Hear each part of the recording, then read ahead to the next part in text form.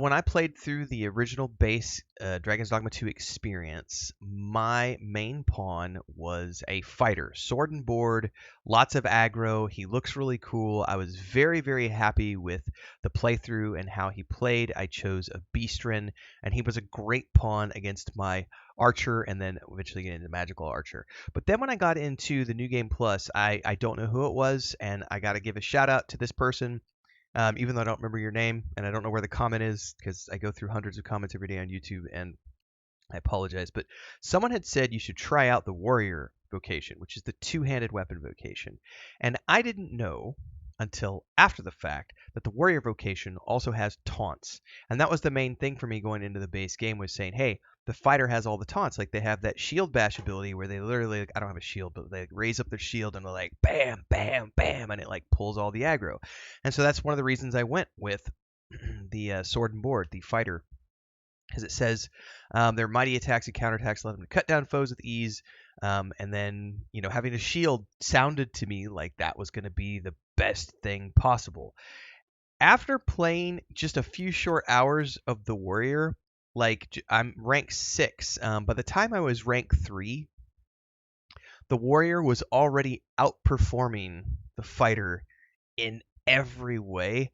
And I really wish that I would have. It doesn't really matter at this point because I can level up through the game through New Game Plus and max out the warrior. But we're in New Game Plus mode now, and everything's kind of easy mode. So the only way I would be able to truly be able to test is if I went back and started a game from scratch, and tried that completely from the brand new experience, which I may do at some point. You never know. I may try a thief against that. We'll see. But I do want to talk a little bit about the warrior because, oh my goodness. Is this a sick build or what? Look at just, I mean, obviously you can have different weapons and armor and everything, but I just love the look of my my Beastren warrior. I mean, just look at that, everybody. He's just a meaty beast of a warrior, and you would be scared to meet him on the battlefield no matter what monster you are. Big fan of him. Anyway, let's look at what I've chosen to do for my main pawn as the warrior, what abilities I think work best, and why I think it's better than the sword and board for your main pawn, assuming that your main pawn is going to be a tank type character. Because some players are out there playing the sword and the board, and that's the thing. I think the fighter vocation is really good if you're the person playing it. But I feel like there's a lot left on the table if it's a pawn in the position of the fighter as opposed to a player. And the reason I say that is because there's abilities like ladder launch, which are just better if it's you, the character, playing with the shield as opposed to the pawn. So there are some things here, that's a good example.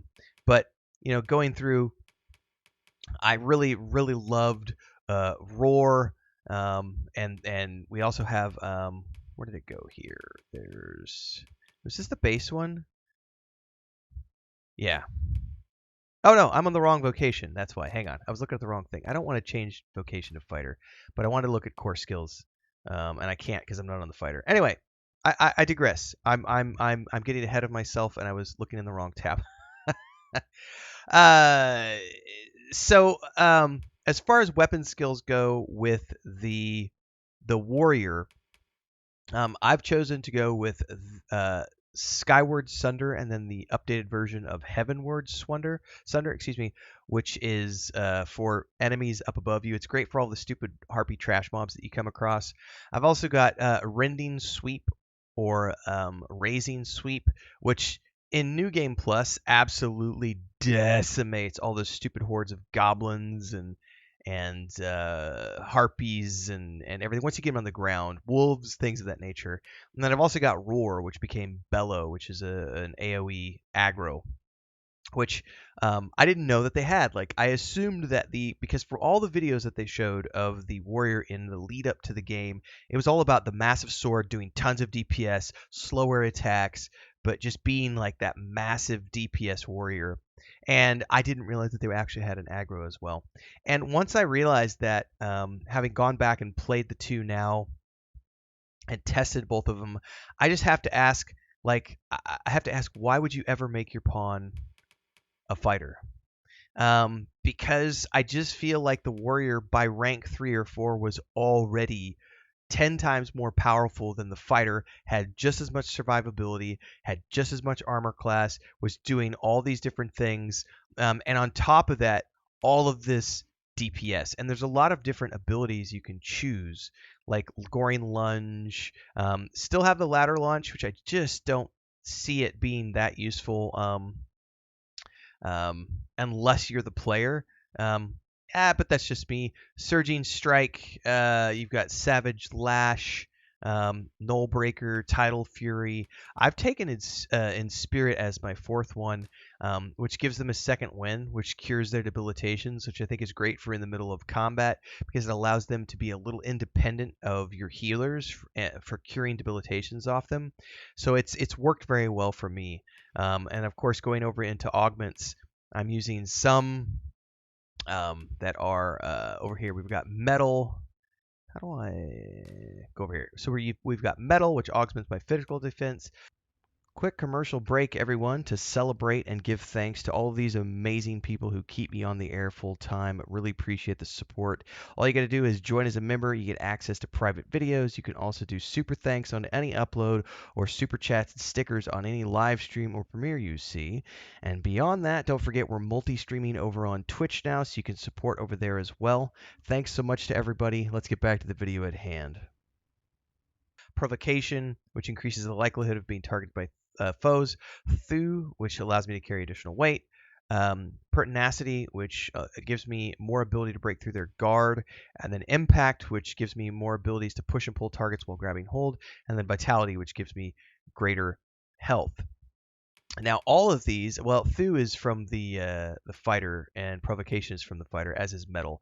So I've got half that are from the fighter and half that are from the warrior, and it works great. If you've watched the, I'm not going to show any combat in this video because I've already done it in a bunch of other snippets in the streams and everything else. But this guy right here, when you go out there and get into combat, is just essentially with that massive two-handed always a pleasure. Two-handed axe that he's got, he just decimates everything in his radius. And we've pretty much just been one-shotting everything in New Game Plus, which is, it's kind of a thing that a lot of people are talking about, is that New Game Plus feels a little, it's like easy mode. And there's a part of me that maybe I'll go back and test this out in the base game just to see if it's the same there. But I know when I was running around in early New Game Plus with my sword and board build, it just doesn't feel as impactful because there's not enough DPS being done in comparison. And as soon as you switch over and you get this massive two-handed weapon, it's like you're just cleaving enemies left and right. And it is slower, but that's made up for by the fact that you've got a bunch of DPS characters around you who are doing different things. Normally I'm running with a mage for heals and DPS and a sorcerer for DPS. In this case, I've got a thief in the party because I was spec'd earlier today as my mage. And I haven't switched over yet. I just switched over to Magic Archer to record a video earlier today, but I didn't actually switch my pawns out.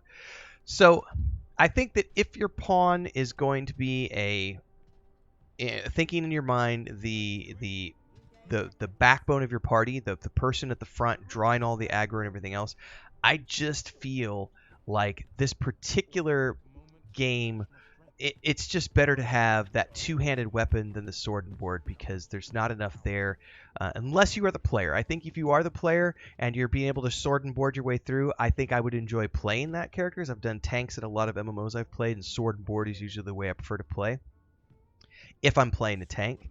But in this case, I just feel like the two-handed version of the tank is better than the sword and board version of the tank. I'd love to hear your thoughts and what experiments you've had running your main pawn as a tank build. So drop those down in the comments below and let me know, because this has been super fun going through and doing the two-handed version. It's truly something else to witness when you've got like a pack of wolves or a pack of goblins that come in and your dude just does a massive AoE swoop and just kills everything all at once while you're still setting up your first shot as an archer. It's so good. Anyway, daily streams here and on Twitch. Hopefully you'll stick around for more. There's a link to the playlist down below if you want more Dragon Dogma 2. Don't forget to play a lot of different games. Check those out. There's a Discord, a Patreon. See everybody next time. Stay safe. Happy gaming.